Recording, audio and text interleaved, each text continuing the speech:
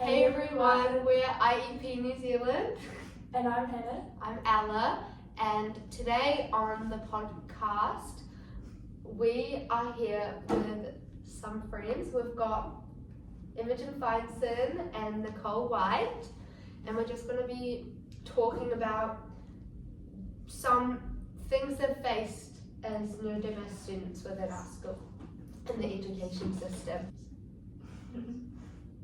And going off that, like, what strategies have helped you most with your learning? I think really just sort of, I guess like music, like taking away the distractions helps a bit, like, and then just like continuously like writing, like say, like in biology, just writing something over and over, just sort of like, or like saying something, or like thinking about it over and over, it helps a bit, but I don't really know, I've not really found out a way to help it. I think just like, like taking away all the distractions and then actually just making yourself like comfortable. I think it's quite difficult to learn if something's bothering you, like I can't learn or like study, say like with a bunch of people talking or even just making like noises. I'd have to step away and kind of remove myself from that situation, and then just using lots of like different memory techniques or study techniques and just seeing which one kind of works, because I don't think the same one won't work for everyone. If you could change one thing about your school to make it more inclusive, what would it be? Maybe just more education around neurodiversity and more understanding, like, and Is like that- procedures. Is that with teachers or just with like school students? Just everyone, because I feel like with teachers, they don't really remember like that you are neurodiverse. Like I don't think it's said anywhere that you are. And I think it's come up a couple of times where they've like questioned me, and then it's like, well, it is because I'm neurodiverse, but I don't think they know. And also for students to like understand like that there's like a difficulty, I guess, sort of, in like the way, like not difficulty, but like how like my brain like does like recalls information like and like does things differently to like how others people's would, like, and the way like things are planned out is like more, I don't know. Yeah, I definitely agree. Like there's not a lot of visibility. I think same like with what you were saying, teachers or even students wouldn't, believe that you're neurodiverse unless you're like into ARCA, right? Like they think that you can't be neurodiverse and be like a regular looking person, right? So I think, like what me and Prisha wanted to do, have like a disability visibility awareness week and kind of take away like preconceived notions about what you should look like or how you should act just because someone has a disability. Like I think just educating everyone, staff and students, would do a lot of good. Going off some of your points there, do you think that like teachers are fully equipped or like trained to fully help neurodiverse students and to getting them to succeed to their fullest potential? No, but I don't necessarily think that's on them. I think recently, like within the last decade or so, there's been a lot more awareness surrounding it, and so if you went back like 20 years, you'd just assume, like a teacher would assume everyone in the class is just perfectly like normal, right? But now, because there's a lot more information and education about there, you're seeing there's a bit of a, not I guess spike, but there's a little bit of an upwards trend in people getting diagnosed with things that they just thought were like little quirks about them, but turned out to be something more. But now the teachers aren't fully equipped to deal with the kind of influx of neurodiversity that is being seen.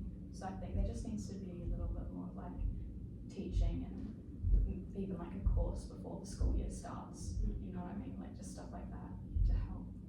I think also like they need to be like taught to recognise, and because when in like year 9 and 10 teachers would pick up on that they picked up that I work differently to other people, but they didn't say it to anyone apart from my ACO teacher. And like mum and dad had no idea. It wasn't until our like learning conferences that like I brought up that I had some struggles, like that I like found school quite hard. And then so that was when the teacher was like, actually, like some of the teachers had been telling me, and then like this was completely new information for me and like mum and dad, because like we had been like known anything. And then that was when like Miss Cameron had to book a careers thing, like a careers interview, even though it wasn't about the careers. And then from there she organised to get me tested. But I think just like teaching the teachers like to learn and recognise the signs, and like communicating that with the ACO teacher as well as your parents, because like, in our family like the 6-6 like run through our family, and I think that would have been like way easier if mum and dad got like known for them to go to like a testing place, like because I didn't get tested until year 11, whereas I've got all these like this information like from Miss Cameron about these teachers telling me that like they've recognised some signs, just haven't done anything about it. It's just kind of not proactive. Yeah. Like, why would you tell the student?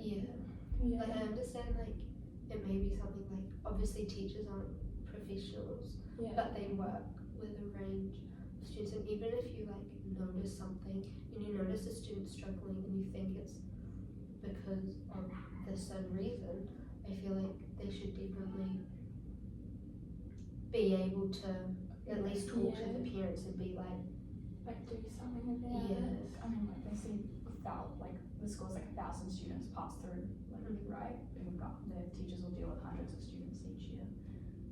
Obviously, majority of them are going to be neurotypical, so I feel like, you know, if some student was acting different than the norm, there might be a sign, but like it often is just pushed as like, oh, it's fine, it'll be fine, you know. But if like you see so many students, if someone's like show signs of being a little different, you might want to look into it.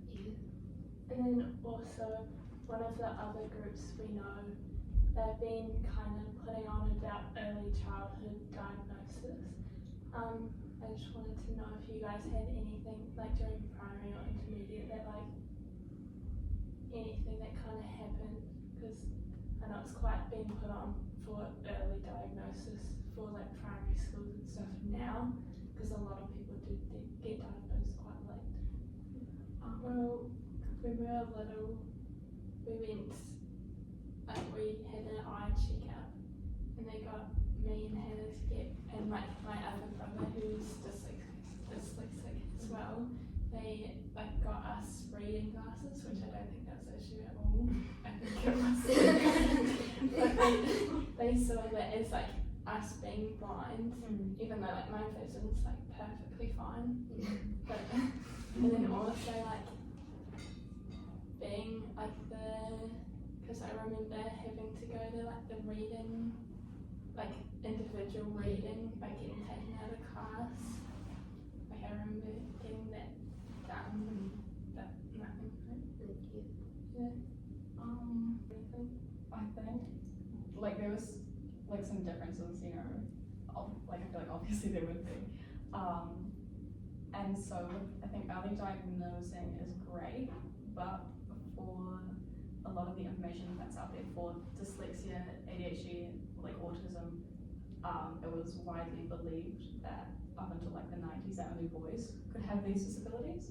So when my parents noticed something like a little different about me, they actually did get me to go get tested for autism, but because there was only information about how it presents in boys, the doctor kind of brushed it off, and then cut to 14 years later, and then going to see a psychiatrist, and then her telling me that like, yes, you have like autism and like ADHD, despite being tested so young. There just wasn't any research for girls, so it took so long for all that research to come up to date, and then I could get diagnosed. But I'm just like, I'm 17, like I wish I had this information way earlier. Yeah. Do you know, like, and I think teachers did point some stuff out. I know that it was like a big thing in my yearly reports. They're like, yeah, she's like different. I don't really know what, but there's something wrong with her.